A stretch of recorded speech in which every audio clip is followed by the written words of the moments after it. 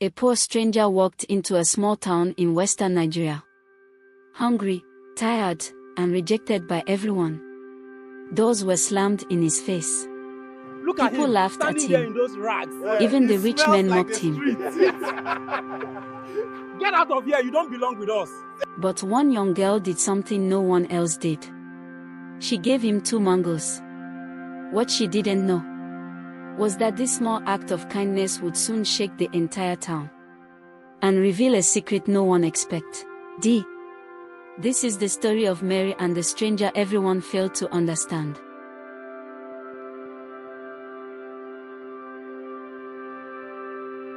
Listen closely, Don't let him catch up. because this is the story of the day a whole town failed a stranger, not knowing they were testing their own destiny. Don't let him catch up. In a dusty community in Nigeria, where traders shouted in the market and children chased tires along narrow streets, a young man walked in with nothing but a small bag and tired eyes. Look at his clothes. His name was Kelvin. His slippers were Do you cracked. think he means trouble? His shirt was faded. Hunger had drawn deep lines on his face. He moved from compound to compound, knocking gently. "Please. I need help," he would say. Doors closed. Women hissed. Look at him, Young men standing there in laughed. those rags. He Old smells men like waved the him street. away. "Go and walk," Get out they of here, you don't shouted. belong with us. But nobody offered him work. Now in that same town stood a mighty company. Its tall fence stretched wide like pride itself. It produced sugar, toothpaste, soap, and many other fast-moving goods. Most of the successful men in the community worked there. They drove shining cars. They wore fine clothes. They walked as if the ground was lucky to fill their shoes. And they despised Kelvin the most. "Even if he works for 50 years, he cannot buy 1 tire of my car," one of them boasted loudly. The town agreed. But destiny was already watching. Not far from there lived a young girl named Mary. She was 20 years old, but sorrow had made her older. When she was 17, death took her gentle mother. Her father, a man of 55, remarried quickly, saying he needed company and a son. But what entered the house was trouble.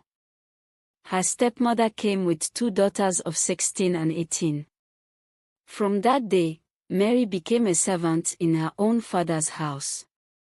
She fetched water. She scrubbed floors. She washed clothes until her fingers hurt. She wore old rags while her stepsisters wore bright dresses and perfume. Often she slept hungry. Her father was rarely around. Business kept him away. Or perhaps he refused to see. One hot afternoon, as Mary hooked mangoes under the burning sun, Kelvin approached her slowly. "Sister, please. Can I have 1 mango?" Mary looked at his eyes. She did not laugh. She gave him 2. And that was the moment everything began. If you think kindness is small, wait until you hear what 2 mangoes did to an entire town. Kelvin held the mangoes as if they were gold. No one had shown him mercy since he arrived. His voice shook. "Thank you," he whispered. Mary balanced the tray on her head. Sweat rolled down her face, but her eyes were calm. "Begging will not help you," she said gently. "Your hands are strong. Look for small work. Even if it is carrying blocks." Kelvin stared at his palms. "You believe I can walk?" he asked. Mary nodded. And that nod planted courage inside him. The next morning, Kelvin went to a building site at the edge of town. Men were mixing cement and lifting heavy blocks. "I can help," he said. They laughed. "Beggar, can you carry this?" He carried it. They gave him more. He carried again. By evening, his shoulders burned, but his heart felt alive. For the first time since he arrived, he earned money. Mary continued hawking mangoes near the site. They spoke whenever she passed. They talked about dreams. They talked about pain. They talked about hope. But the town had sharp tongues. Look at her, young men mocked. She follows the poorest man here. Her stepsisters were always picked up by rich workers from the big company. Shiny cars stopped at their gate. Music blasted loudly. Sometimes they ordered Mary, "Come and clean the car." She wiped the dust while they laughed. "Even if you work 50 years, you can never buy this." Kelvin watched quietly. One evening, he said softly, "One day, they will regret laughing." Mary shook her head. "I only want peace." But destiny does not sleep. And the town did not know it was laughing at its own future. The evening air was heavy when Mary returned home from hawking mangoes. Her feet were tired, but her heart was calm. She had sold most of her fruit. She hoped maybe that night, just maybe, she would eat before everyone else finished the food. But as she stepped into the compound, a sharp scream pierced the air. "My money is gone." It was her stepmother. Mary froze. Her stepsisters rushed out of the room pretending to search everywhere. "Who entered this room?" the stepmother shouted. Her eyes landed on Mary. "You." Mary's heart jumped. "Me? I just came back." "Liar." One slap landed on her cheek. The tray of mangoes fell. Dust rose. "I did not take anything," Mary cried. But her stepsisters joined in. "She is jealous of us," the older one said. "She follows that poor bricklayer," the younger one added. When her father returned later that night, tired from his business trip, the stepmother wept loudly.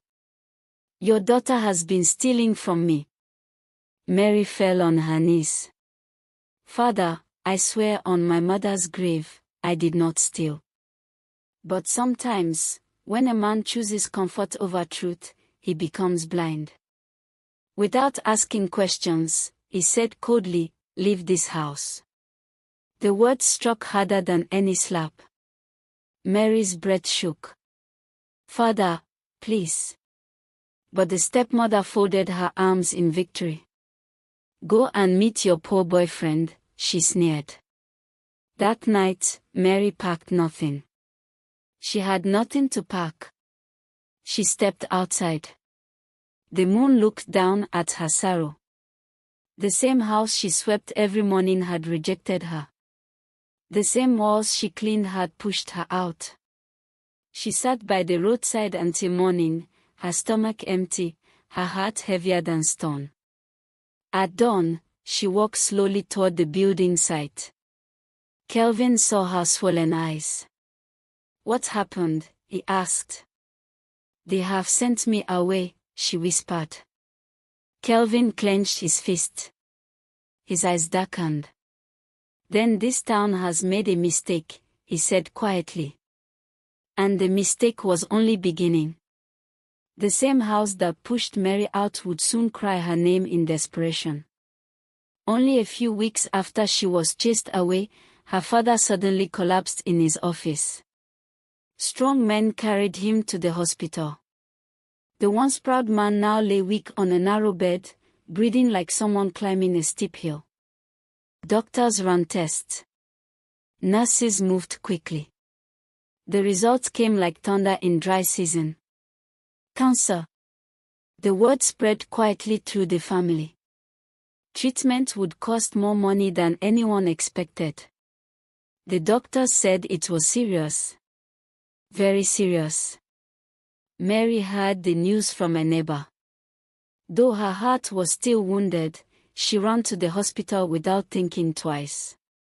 When she entered the ward, her father turned his face slowly. Shame filled his eyes. You came, he whispered weakly. Mary held his hand gently. You are my father. But while Mary stood by his side, something evil was happening elsewhere. Her stepmother began selling properties secretly. She withdrew money. She cleared accounts. Within weeks, she sold the family house. Then one morning, she disappeared with another man. Her daughters followed rich workers from the big company. They refused responsibility. We cannot waste our lives in hospital, they said boldly. Mary was left alone. She started doing menial jobs everywhere. She washed clothes in 3 different compounds. She cleaned shops before sunrise. She carried heavy loads in the market until her back ached. Kelvin worked harder too.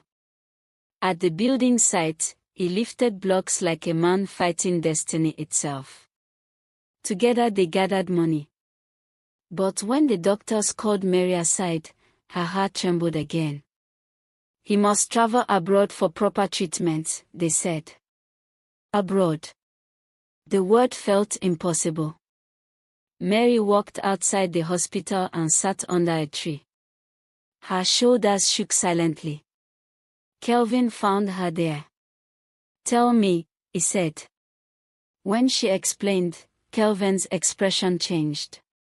A deep silence fell between them. Then he said slowly, do not cry again.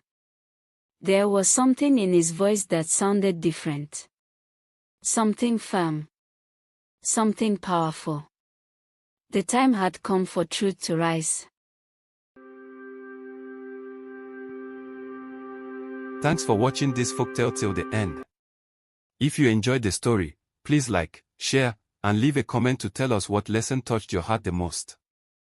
Don't forget to subscribe and press the notification bell so you never miss another African folktale.